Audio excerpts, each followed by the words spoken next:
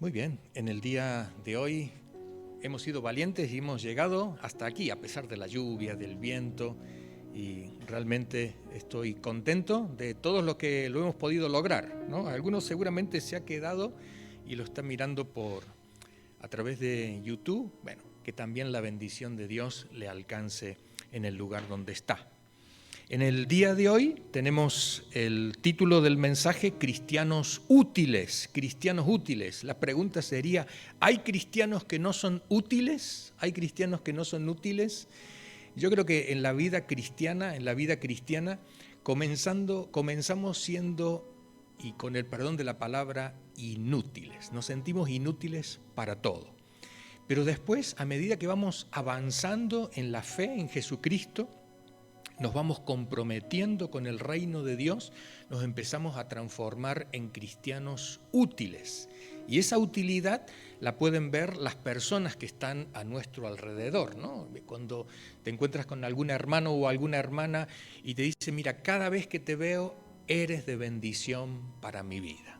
Y pensando en esto, vamos a leer lo que dice la primera carta de Pedro. Ahora estamos ya en el capítulo 4 y vamos a leer desde el verso 1 en adelante. Dice, por tanto, ya que Cristo sufrió en el cuerpo, asumid también vosotros la misma actitud, porque el que ha sufrido en el cuerpo ha roto con el pecado, para vivir el resto de su vida terrenal, no satisfaciendo sus pasiones humanas, sino cumpliendo la voluntad de Dios.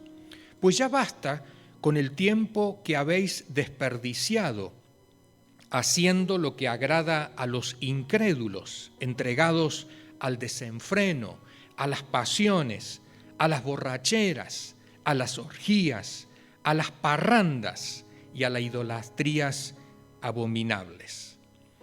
A ellos les parece extraño que vosotros ya no corráis con ellos en ese mismo desbordamiento de inmoralidad y por eso os insultan.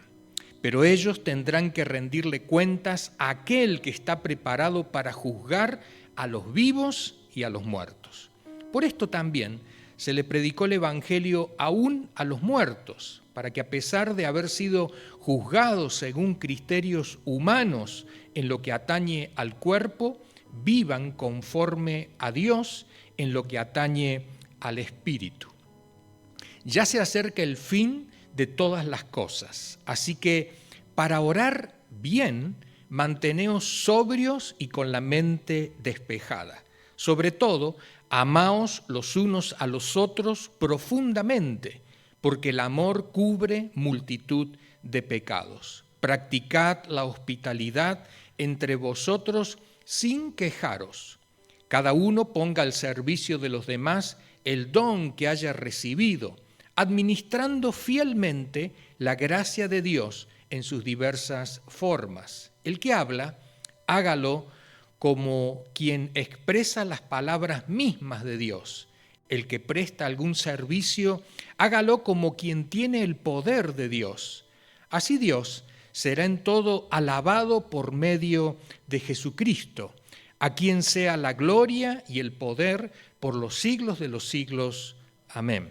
Hasta allí nomás la lectura que nos corresponde al día de hoy. Seguimos en la carta de Primera Pedro y ahora ya en el capítulo 4 hemos avanzado, ¿no? Y de aquel primer comienzo donde decíamos que los cristianos somos minoría, eso ya lo hemos aceptado. Pero ahora lo que plantea Pedro es que ¿cuántas personas se necesitan para encender un fuego? ¿Cuántas personas se necesitan para perdonar los pecados de toda la humanidad? ¿Cuántas personas se necesitan para poder ayudar a una persona que ha estado paralítico durante muchos años y no puede caminar? Y acá Pedro presenta a uno, a Jesucristo. Jesucristo, una sola persona. Una sola persona fue necesaria para perdonar los pecados de toda la humanidad, el sacrificio de Cristo.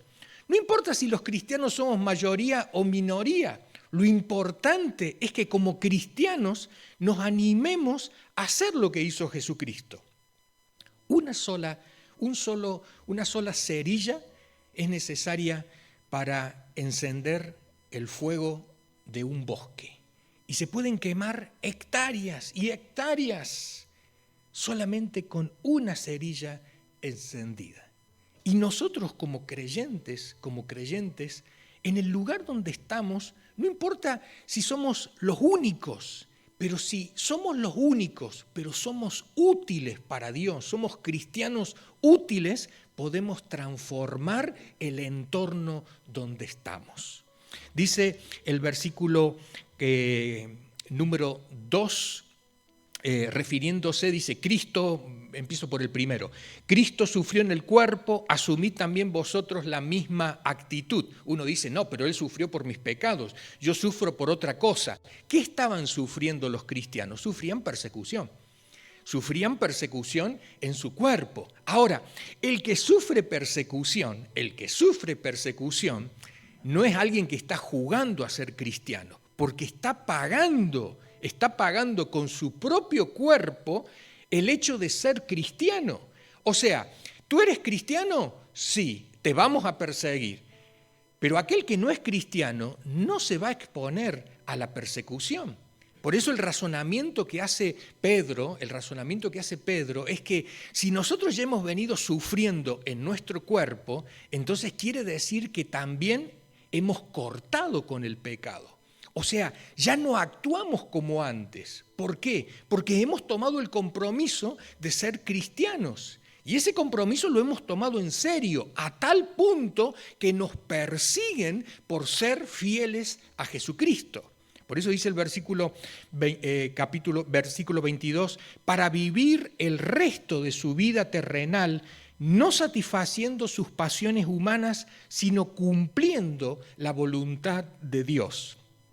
Dos extremos. Por un lado, pasiones humanas, deseos nuestros, intereses personales, anhelos, fantasías que tenemos, que queremos alcanzar. Y por otro lado, la voluntad de Dios. Son dos extremos totalmente diferentes. Mira, si tú piensas en tus fantasías, en tus deseos, yo voy a pensar en mis fantasías y en mis deseos, en mis anhelos, en mis pretensiones, en mis ambiciones o en mis pasiones, como dice aquí el texto. Si pensamos en aquellas cosas, quisiéramos tener esto, alcanzar aquello otro, lograr aquello otro.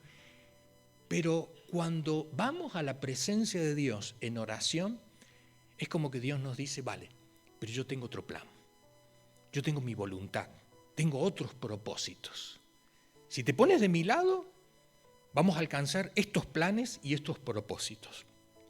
Pero si tú sigues con tu misma línea de pensamiento, con tus mismos anhelos que hace ya años y que no los has alcanzado, lo temo mucho. Pero al final se pasarán los años y no alcanzarás nada. ¿A cuánto nos ha pasado eso? Seamos realistas. Hay cosas que venimos persiguiéndolas durante mucho tiempo y aún no las hemos alcanzado. Y seguimos diciéndonos cada año que comienza, este va a ser el año. Este va a ser el año que aprenderé inglés. ¿Cuántos ya habéis renunciado a aprender inglés? Bueno, yo digo inglés o puede ser cualquier otro idioma, ¿no? Pretensiones que tenemos, ¿no? Pretensiones que tenemos. Y otros pueden decir, bueno, hoy va a ser el año en que voy a renovar mi coche. Y sigues con tu coche, y ya hace cuánto tiempo que sigues con tu coche. Y no digo que esté mal o bien, simplemente que a veces no es la voluntad de Dios. Y nos estamos perdiendo aquello que sí es la voluntad de Dios y que Dios está pronto a concedérnoslo.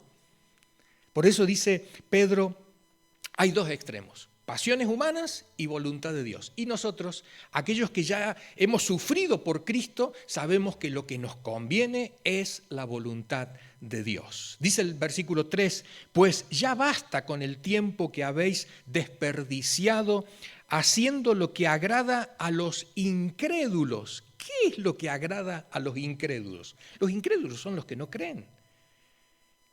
Aquellos que no creen tienen temores, tienen ansiedades, no vayas por aquel lado, no te juntes con estas personas, no inviertas en esto. Todos sus temores muchas veces nos los transmiten a nosotros y somos presa o esclavos de los temores del otro, de los temores del incrédulo, del que no cree, del que no es hijo de Dios. Yo sé que muchos de vosotros habéis hecho un gran esfuerzo al cruzar el charco, como solemos decirle, ¿no? Aquellos que venís de Latinoamérica. Y los otros que venís de otras partes del mundo, también habéis hecho un gran esfuerzo. Y ahora recordad a aquellas personas que a lo mejor en algún momento os dijeron, no lo hagas, no lo hagas. Y ese temor es contagioso. Es contagioso y no solamente al dar un paso como este, sino también al servir a Dios. No, ¿sabes qué? En la iglesia te van a usar, te van a estrujar y al final te van a tirar y se van a olvidar de ti. Porque tú hayas tenido una experiencia negativa no quiere decir que yo la vaya a tener. Allí en la iglesia te van a lavar la cabeza, el cerebro, te van a meter un montón de cosas, ideas que son inexistentes. Son temores del incrédulo, temores de aquella persona que no tiene a Dios como Señor de su vida, que no tiene a Dios como aquel que manda, que gobierna su vida, que no ha experimentado al Dios que abre puertas, a ese Dios que puede levantar aún aquello que está muerto y volverlo a la vida. Entonces, dice Pedro, ya pasó ese tiempo, ya hemos desperdiciado mucho tiempo dándole lugar a los incrédulos. Y estos incrédulos son los que, y ahora va a mencionar algunas prácticas, y todas estas prácticas, aunque en realidad nosotros las aplicaríamos a la vida común y corriente, en realidad todas estas prácticas tienen que ver con la adoración a dioses falsos, ¿sí? Las voy a mencionar y ahora las explico, ¿sí? Dice, lo que agrada a los incrédulos, entregados al desenfreno, a las pasiones, a las borracheras, a las orgías, a las parrandas y a las idolatrías abominables. ¿Quiénes hacen todo eso? Los incrédulos. ¿En qué no creen los incrédulos? En Dios. Los incrédulos son los que no creen en Dios, no son los que no creen en nada. No, se está refiriendo Pedro a los que no tienen vínculo con el Dios verdadero. Entonces, al no tener vínculo con el Dios verdadero, hacen todas estas prácticas. Y estas prácticas, claro que ahora en nuestro tiempo no figuran, pero estas prácticas eran las prácticas que se hacían dentro de los templos paganos, donde uno se emborrachaba delante del Dios, de la divinidad, donde uno practicaba ritos sexuales delante de la divinidad, ¿no? Y entonces todos esos extremos se hacían ahí, muchas veces ayudados con drogas, con alucinógenos. ¿Para qué? Para entrar en ese éxtasis y creer que habíamos tomado contacto con la divinidad y esa divinidad nos iba a ayudar ahora en tener una buena cosecha, en tener los hijos que no podía tener, en comprar los animales que no podía comprar, y en la lluvia que no caía, que ahora iba a caer. Y entonces dice Pedro, ya basta todo eso. No hay que prestarle atención a ese tipo de gente. Ahora, ¿cuántos familiares tú tienes que te transmiten sus temores? ¿Cuántos amigos tú tienes que te transmiten sus temores? ¿Cuántos vecinos que te transmiten sus temores? Y dice Pedro, olvídate de eso, olvídate, acuérdate que tú tienes un Dios, es el Dios que manda.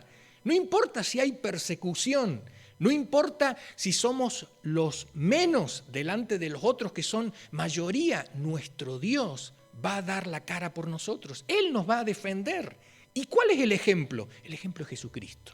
Para Pedro siempre el ejemplo es Jesucristo. Un Jesucristo que muere, pero al tercer día resucita. Un Jesucristo que puede vencer y nosotros somos invitados a ser como Él. Dice el versículo número 4, a ellos les parece extraño que vosotros ya no corráis con ellos en ese mismo desbordamiento de inmoralidad y por eso os insultan, pero ellos tendrán que rendirle cuentas a aquel que está preparado para juzgar a los vivos y a los muertos. A ellos les parece extraño, y es una realidad. Les parece extraño que un día domingo de lluvia, viento, frío, uno esté presente aquí participando de esta celebración a Dios.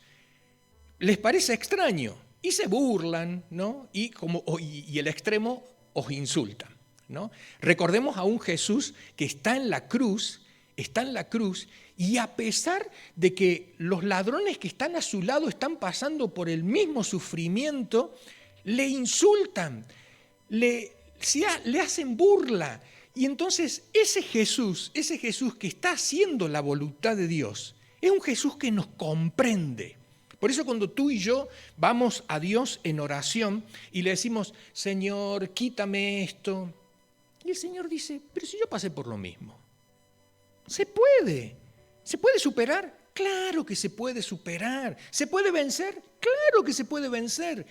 Jesucristo es aquel que nos comprende porque Él ha pasado por lo mismo. A Él también le insultaron, a Él también se burlaron, pero se mantuvo firme y aquel que se mantiene firme es aquel que Dios premia. Por eso Jesucristo al final resucita de la tumba. ¿Pero por qué de la muerte? Se levanta. ¿Por qué? El Padre Dios lo levanta. ¿Pero por qué es? Porque Él se mantuvo firme hasta el final. Lo mismo le va a pasar a Daniel y sus amigos. Se mantienen firmes hasta el final a pesar de que tengan que ir o a un horno de fuego o tengan que entrar en una cueva con leones. A pesar de esa situación extrema donde uno dice, bueno, Señor, es el último minuto para entrar al horno de fuego. Y está ahí aquel que te está presionando y te dice, mira, te queda un minuto. O renuncias a tu Dios o entras al horno.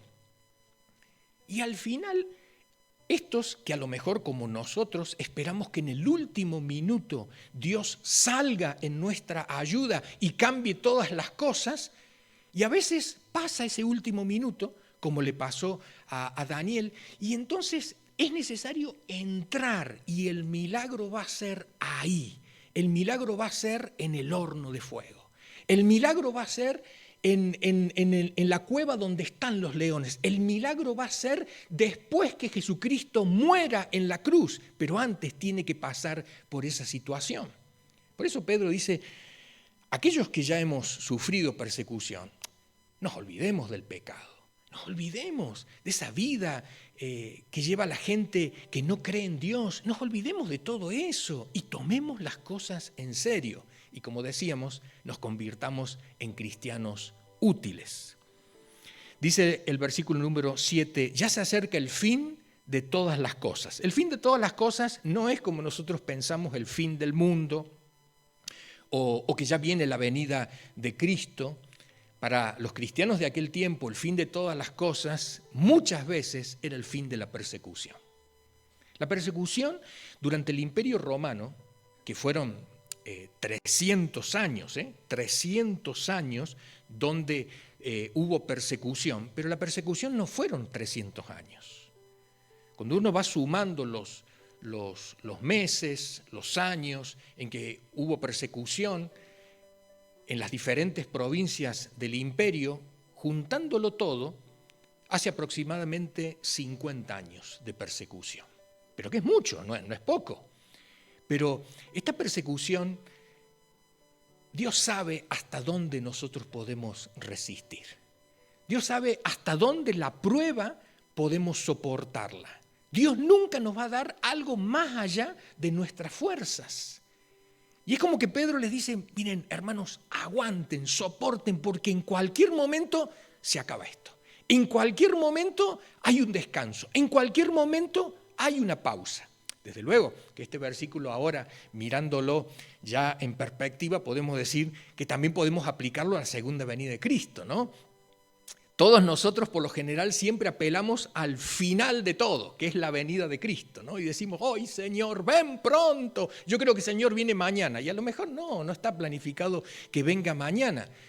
A lo mejor lo que va a venir mañana es la solución a tu problema.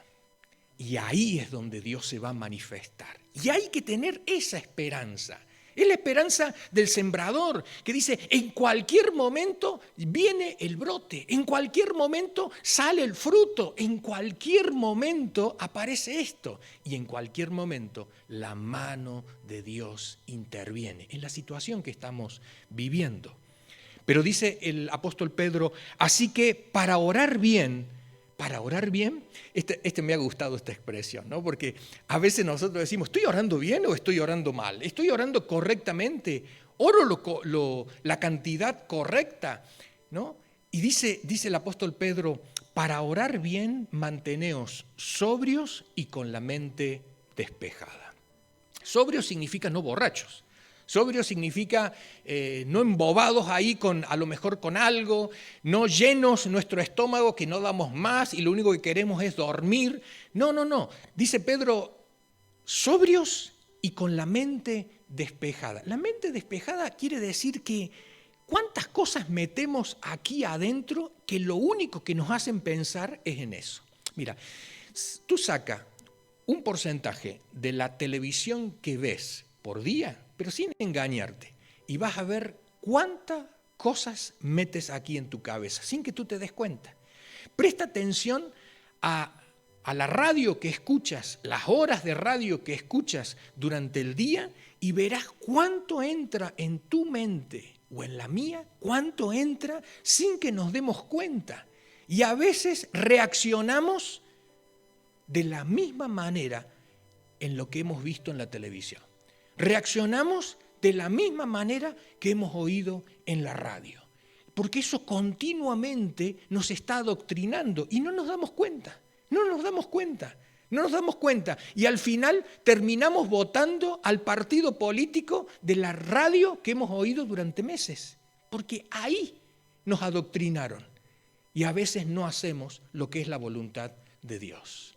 A veces nos vamos a comprar algo que en realidad lo hemos visto en la televisión una y otra vez, y sin querer no nos hemos dado cuenta que nos han convencido a través de la propaganda. Y después vamos y lo compramos y decimos, Señor, bendice mi compra. Y el Señor dice, que te bendiga tu compra. Nunca me has preguntado nada. Y Pedro dice, miren, hermanos, hay que orar. Y orar es hablar con Dios.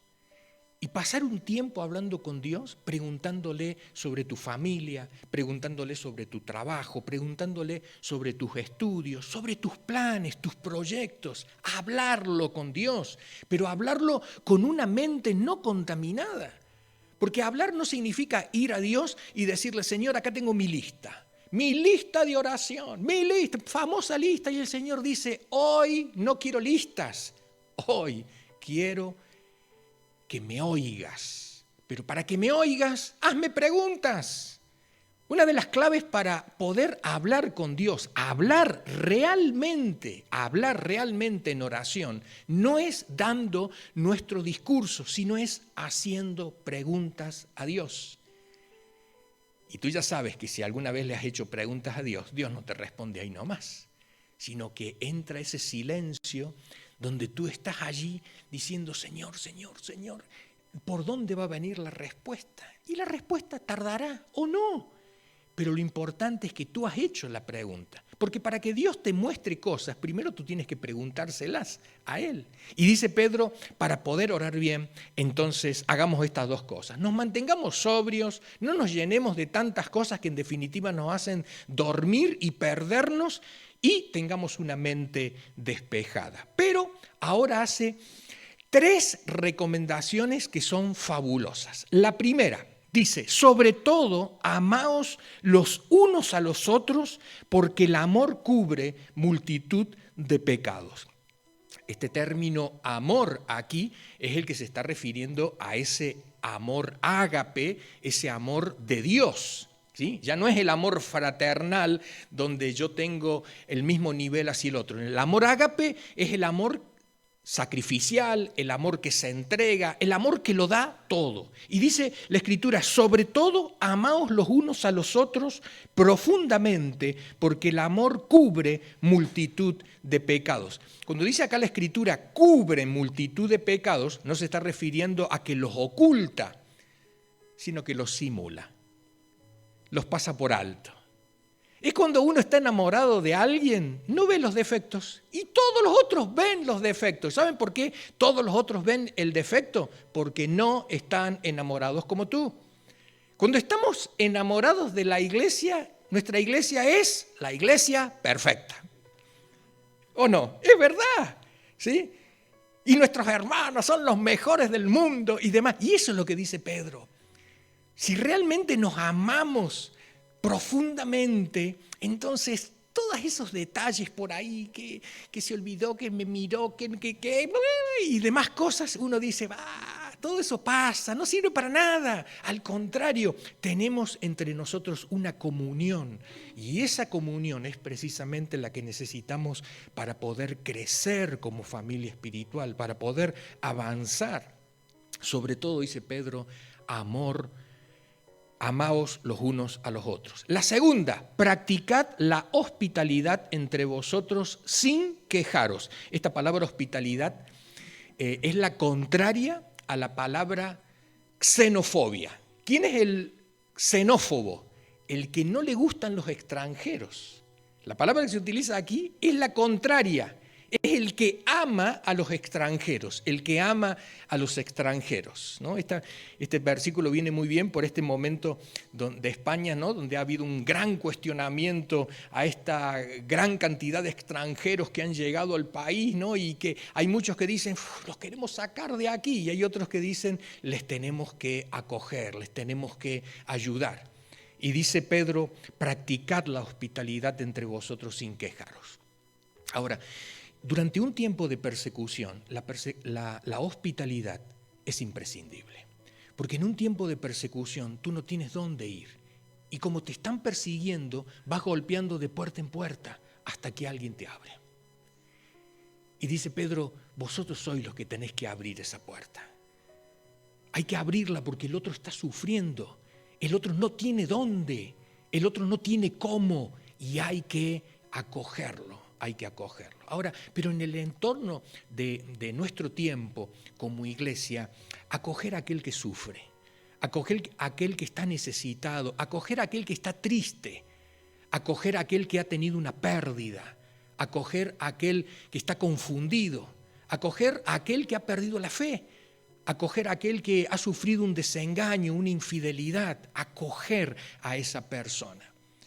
Mientras vivimos en un mundo muy acelerado donde los tiempos parece que es lo que prevalece, ¿no? Mientras más rápido se haga algo, más eficaz es. Y es necesario que cuando uno sufre, encontrar un espacio donde diga, mira, podemos hablar, podemos oírte, podemos sentir tu dolor y podemos acompañarte durante ese proceso de dolor. ¿Durante cuánto tiempo? Durante el tiempo que sea necesario hasta que tú te puedas reponer.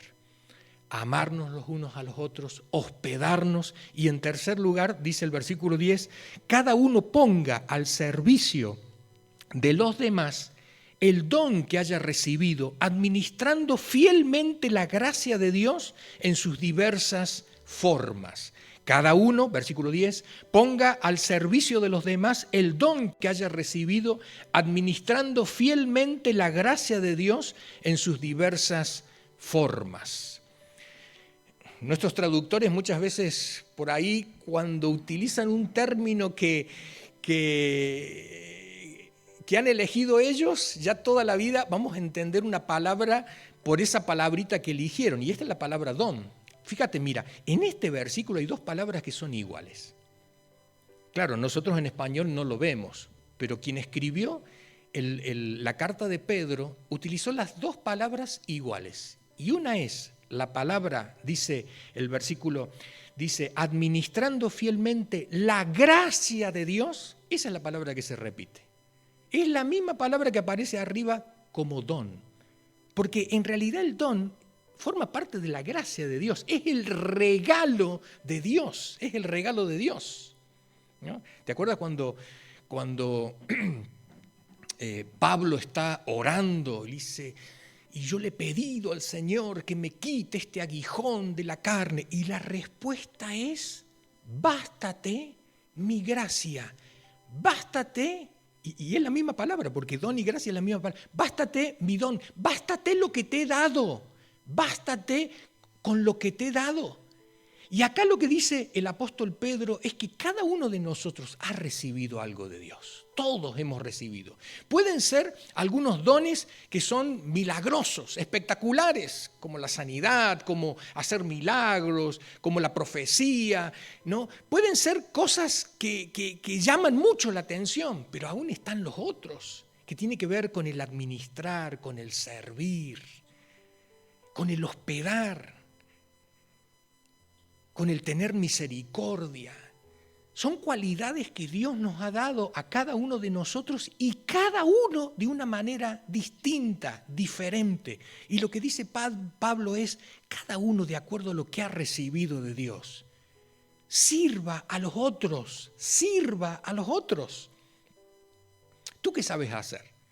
Me decía una hermana, yo lo único que sé es cocinar. Cocina, hermana.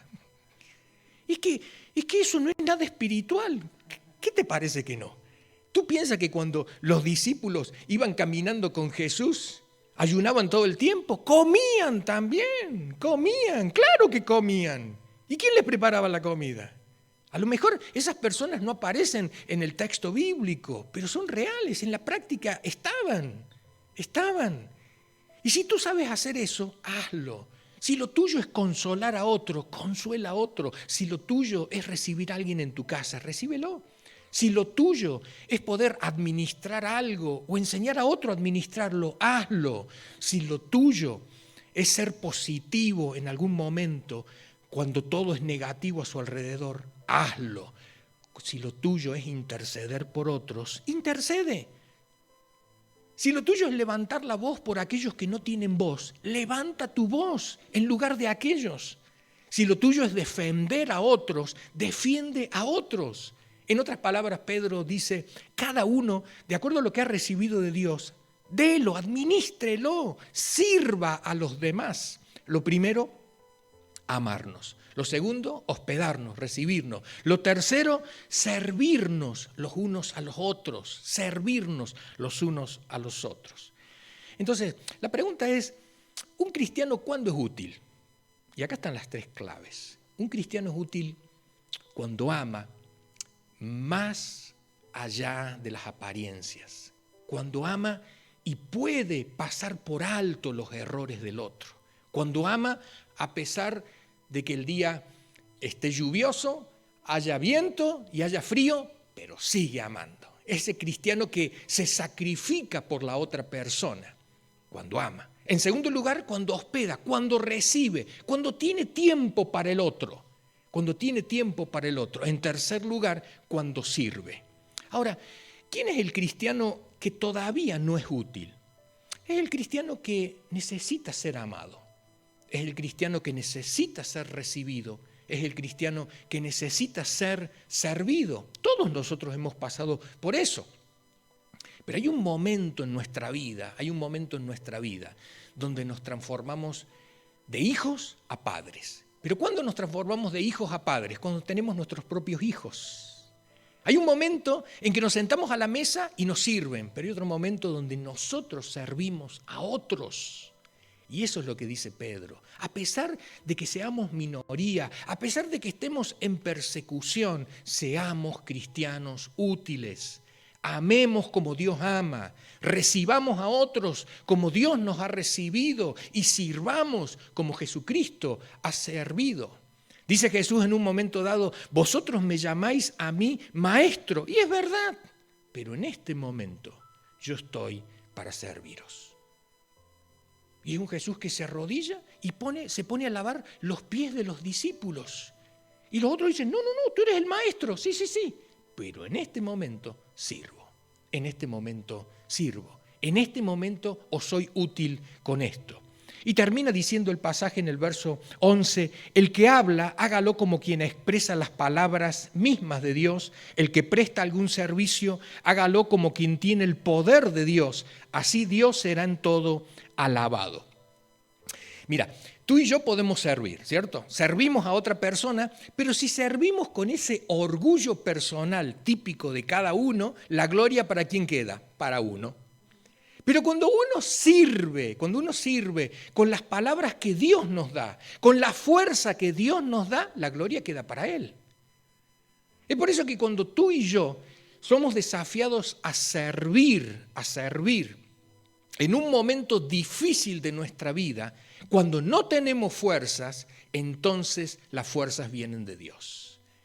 Si tú dices, no, ahora no puedo servir porque no tengo fuerzas, bueno, es el momento de pedirle las fuerzas a Dios. Entonces ahí la gloria va a quedar para Dios. Si vamos a esperar el mejor momento para servir a nuestros hermanos y hermanas, ese momento no va a llegar nunca. Porque siempre nos dolerá la cabeza, siempre tendremos que llevar los chicos al colegio, siempre tendremos que cocinar, siempre tendremos que hacer la colada, siempre tendremos que hacer un trámite, siempre tendremos que hacer un viaje. Nunca va a llegar ese momento. Y es cuando no tenemos tiempo, donde le tenemos que decir a Dios, Señor, dame tus fuerzas, dame tu sabiduría. Quiero seguir siendo un cristiano útil, quiero seguir sirviendo a otros. A pesar de la lluvia, del viento, del frío, quiero seguir siendo un cristiano útil. Cuando lo hacemos con las palabras que Dios nos da, con la fuerza que Dios nos da, la gloria queda para Él. Porque cuando te agradecen a ti, tú sabes que no vino de tu parte, sino vino porque Dios te ayudó a poder hacerlo. Y cuando esto ocurre, toda la gloria queda para Él. Versículo clave de aquí, cada uno ponga al servicio de los demás el don que haya recibido, administrando fielmente la gracia de Dios en sus diversas formas. Este es el desafío de Dios. Cada uno ponga al servicio de los demás el don que haya recibido. Ahora, ¿qué nos dice Jesús? Muy parecido a lo que dice Pedro. Y Jesús lo hace con un ejemplo. Y yo me gustaría que para terminar podamos quedarnos con este ejemplo, porque es un ejemplo que se nos queda grabado y vamos a saber cómo utilizarlo durante la semana. Dice así la Escritura, Mateo capítulo 5, verso 14, Jesús dijo, vosotros sois la luz del mundo. Una ciudad en lo alto de una colina no puede esconderse. Ni se enciende una lámpara para cubrirla con un cajón. Por el contrario, se pone en la repisa para que alumbre a todos los que están en la casa. Así brille vuestra luz delante de todos, para que ellos puedan ver vuestras buenas obras y alaben a vuestro Padre que está en el cielo. Dice el texto, vosotros sois la luz. Claro, imagínate, ¿tú enciendes las luces cuando es de día? Es una redundancia, ¿no? Encender las luces cuando es de día. A veces alguno entra y dice, ¿por qué tanto la luz encendida así? Hay luz. La luz siempre se enciende en la noche. La luz siempre se enciende en la oscuridad. La luz siempre se enciende donde hay necesidad, donde hay confusión, donde hay problemas. Allí es necesaria la luz, porque la luz es lo que trae claridad. Ahora dice Jesús, vosotros sois la luz, ¿pero para qué? Para que alumbre a todos. Esa es la idea.